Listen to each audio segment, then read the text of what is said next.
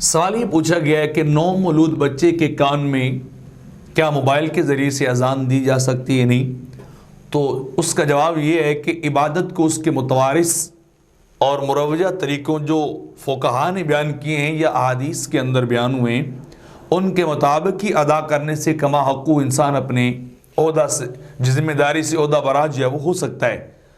تو سنت طریقہ تو یہ ہے کہ براہ راست جو ہے وہ شخص ہی آ کر کان میں جو ہے وہ اذان کہے یا تکبیر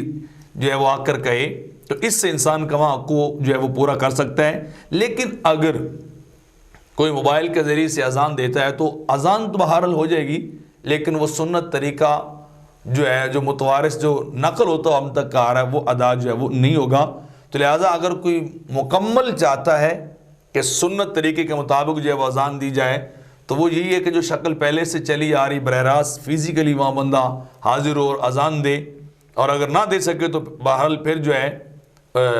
انسان جو ہے وہ فون کے ذریعے بھی دے سکتا ہے۔ حدیث پاک کے اندر آتا ہے عن حسین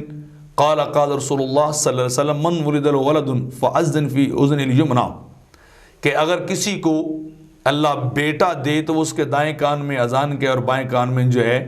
اس کو تکبیر کے لم تضر مسبیان، تو اسے وہ بچوں والی بیماری جو ہے وہ لاحق نہیں ہوگی، تو یعنی مرگی کا جو ہے وہ دورہ اس کو نہیں پڑے گا۔ اور اسی طرح فتح شامی کے اندر لا یسن لغیر عقید، یعنی مطلب یہ ہے کہ انسان جو ہے وہ اذان دے تو وہ کان کے اندر ہی دے، اور یہی جو ہے وہ سنت قرار دیا گیا، یعنی 5 نمازوں کے علاوہ اذان دینا جو ہے وہ کیا ہے، انو قد سن الاذان لغیر الصلاۃ کما فی اذان المولود والمہموم، کہ بعض چیزوں میں جو ہے وہ لکھا گیا ہے کہ مولود بچے کے کان میں بھی اذان دینا 5 نمازوں کے علاوہ جو ہے وہ سنت قرار دیا گیا۔ یعنی سنت یہ ہے کہ اس کے کان میں براہ راست اذان دی جائے۔